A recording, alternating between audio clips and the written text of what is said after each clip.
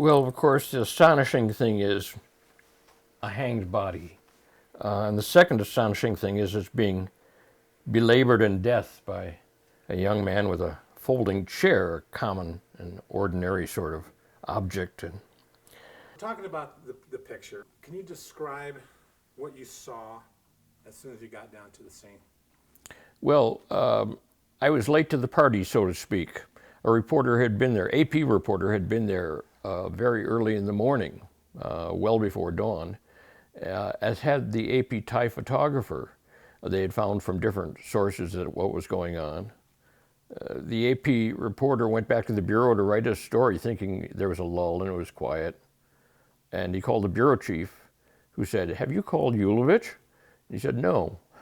So he called me at about 7 o'clock in the morning, and he didn't bother to tell me it had been going on all night. I took my equipment and immediately took a taxi to the university, and then it was ramping up again. There were no other AP people around. Paramilitaries had come in. There was mobs outside the gate, and the left-wing students were on campus in one of the buildings.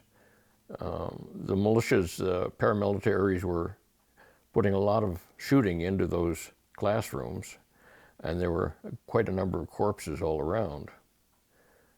At length, the students, left-wing students, surrendered, and the militaries made them lie on the ground in basically what was a football field in the center of campus. Let's go back a little bit here. So how did you stumble upon that particular scene? That particular picture, the hanging. Okay. When I was leaving the scene, I thought, it's over now, and I have to get out of here before somebody says, "Give me your film." When I got to the campus gate, I saw commotion under two trees in the large common field that is the center of Bangkok. I walked over to one and saw the man with the chair beating one of the hanged bodies over the head. Both 2 trees away, there was another hanged body. They were both quite dead by that time. What was the atmosphere like in that small area? Festive. As you can see from the pictures, people were smiling. It was almost a ritual moment, and totally chaotic. No one interfered with my photography. I don't think anyone noticed me. No one spoke to you? No one looked at you? You didn't make eye contact with anybody? No. You know, when I got to the first tree where the chair was being used to batter one of the corpses, I looked around for about 15, 20 seconds to see if anybody even noticed me or was watching me. I saw no one watching me. So I took a few frames very quickly and walked away. So that was what we saw? Go ahead. It was a moment of invisibility. And why do you think that was? The chaos of the situation. I was not really on anyone's radar. Apart from the obvious horror of it, do any other details stand out for those few seconds as this was happening, as you were in your moment of invisibility?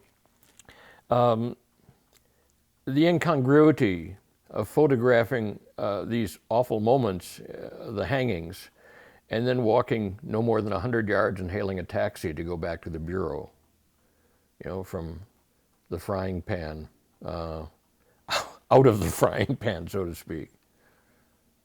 Yeah. So okay, I'm gonna skip around here for a little bit. As it's happening, how were you reacting to that? Well, on campus, I was over on the side of the paramilitaries, simply because that's where the shooting was coming from, and I didn't want to be on the receiving end, of course. There was a lull, and I began to walk over on the sports field to get a different angle for my pictures. When the shooting started up again, I realized I was in the crossfire. Actually, it wasn't crossfire. There was almost no shooting coming from the left-wing students. But the hail of bullets going towards the classrooms in which the left-wing students were staying, At that point, I got on the ground and lay as flat as I could, and I thought I was dead. I thought it would only be, because the shooting was so wild, I thought I'd be shot within a few seconds. After a few moments, the shooting declined again, and I moved to safer ground. And that's when you came across the scene? The hanging? No, that was off campus. Oh, I see. That was after the students had surrendered, left-wing students had surrendered, and I thought, I must leave now. The risk of losing my film is too great. And I got to the gate of the campus, where the gate between the campus and the city itself, and that's when I saw commotion under the trees. And you walked over there and snapped a few frames and left? It was no more than a 10-second, 15-second walk from the gate to those trees. And I would imagine that at those times that you didn't have the auto rewind or auto forward, you actually took. That camera that I used did not have a motor drive. It was a fairly simple Nikon lower end camera. I realized the images I was making were somewhat backlit and would be somewhat underexposed, but I thought I can handle that in the darkroom easily. I'm not going to futz with it. It's time to take a few frames and get out of here with my skin. And how many frames did you take? This is a photographer issue question, but At the hangings. At the hangings, yeah. I'd say about 3 to 5 frames of each of the 2 hangings I photographed. So, apart from the obvious horror of it, did any details stand out from those few seconds this was happening? As I passed through the gate, and it was a chaotic scene, and I was photographing a lot of things, but at the gate there was an elderly German tourist with an 8mm movie camera, and he seemed to be having the time of his life. And I screamed at him, "Mister, get out of here, you're in terrible danger." He ignored me. He said, "I understand." And there was a hotel across the common ground from the campus, and apparently he had come from that hotel. The incongruity. I'm sorry? I said that's the incongruity also. Yeah. Not just that, you have a tourist and then you hail a taxi and then what Right. you just saw. So can you describe the photo as you're seeing it fresh? A right-wing student, I say right-wing, it was a member of a group called the Red Gaurs, a gaur being a Asian sort of bull animal, and was beating one of the hanged corpses over the head with a folding chair. I watched this for about 20 seconds or so, or a little bit more, again, to see if people were looking at me. And I thought, this is just astonishing. Shoot a few pictures and leave quickly. So can you describe the details that made it astonishing? Well, the chair, of course, beating a corpse with a chair, the fact everyone is standing around. But in the chaos of the moment, only the main details registered on me. And all of these other details I noticed when I looked at the film later. In a situation so fraught, it was important to go to the basis part of the most important part of the moment, which in that case was taking a picture of the most important elements, which is the man beating the corpse with that chair. All of the details later, like the smiling kids and all of that, I could see in the darkroom later. So what were the reactions of people in the AP office when they first saw it? Disbelief. I walked in and said, at least 2 people hanged and many other dead on campus. 2 AP people, as I mentioned, had already returned to the Bureau during a lull. And of course, my experience was not theirs. And so I talked to the Bureau Chief, Dennis Gray, who was a very good journalist, fine journalist I'd worked with in Vietnam as well. He questioned me closely on this. I said, I saw these things, but I don't have time to talk now. I've got to develop the film, and you can look at the pictures. The most important thing in my mind at that point was to get the images out of Thailand as quickly as possible before the government shut down international communications. Did you realize a defining, iconic shot, or were things moving too fast? I realized the photographs were very important. I realized it was the biggest and most important story that was going on in the world that day. However, in terms of being iconic images, history determines that. So when you see it now, what do you think?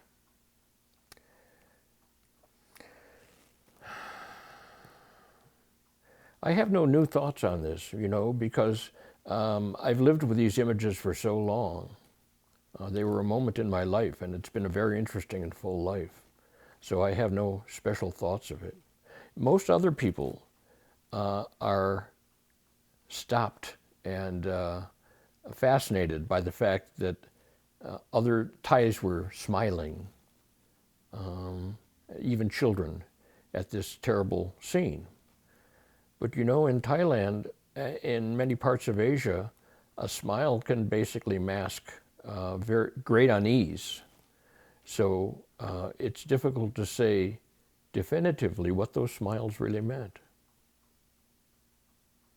And that's something that you've thought about, I guess, almost immediately after the picture was taken.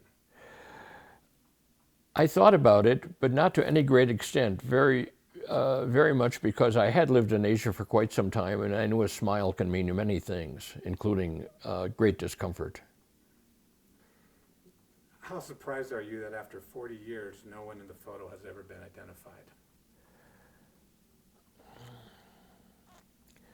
Not terribly surprised.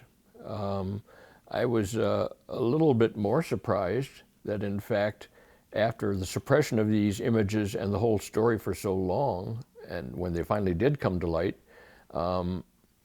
the Thai people and many researchers were fascinated with this as an iconic moment and iconic photographs. Do you have any gut feelings about who the people in the photo were? Like the person in the person with the chair, the people in the crowd? They were members of the right-wing students, were vocational students mainly, and they were members of a right-wing organization called the Red Gaurs. On campus, the left-wing students were basically a coalition of various groups. This is after the Vietnam War, of course, and politically many people were concerned that what had happened in Vietnam was heading for Thailand, which is, I think, the reason the reaction by the government-backed right-wing forces was so strong. Who were the victims? I don't know who the victims were. They were left-wing students who were apparently fleeing campus, trying to get away from this, and they ran off campus into the arms of the Red Gaurs, who in two cases hanged them. One of the images, the Pulitzer was awarded not for one picture, but a series of 12. One of the pictures shows two cops manhandling a left-wing student who is panicky out of the gate. And a right-wing student is standing in front of them and is about to pace the left-wing student in the face with a big fat punch. So basically the two student groups were quite different. The vocational students outside and inside university students. Wow. So why does this photo still resonate 40 years on? Well, Thais look at this image, I think, as an indication of their politics and also national character. Thais, I do believe, generally look at themselves as a gentle people.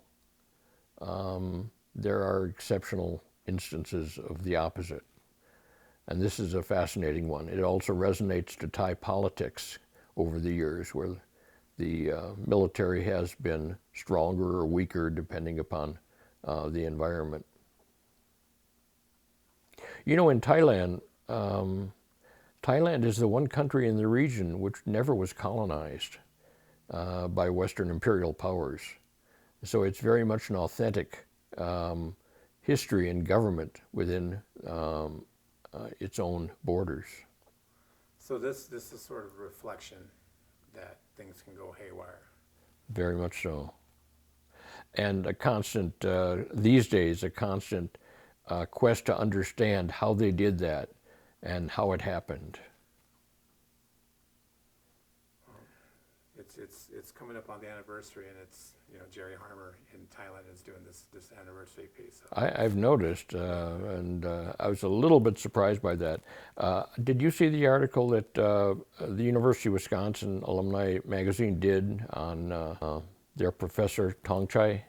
Oh. I went back to Wisconsin, Madison, my alma mater, to photograph, have a photo show of my images at the journalism school.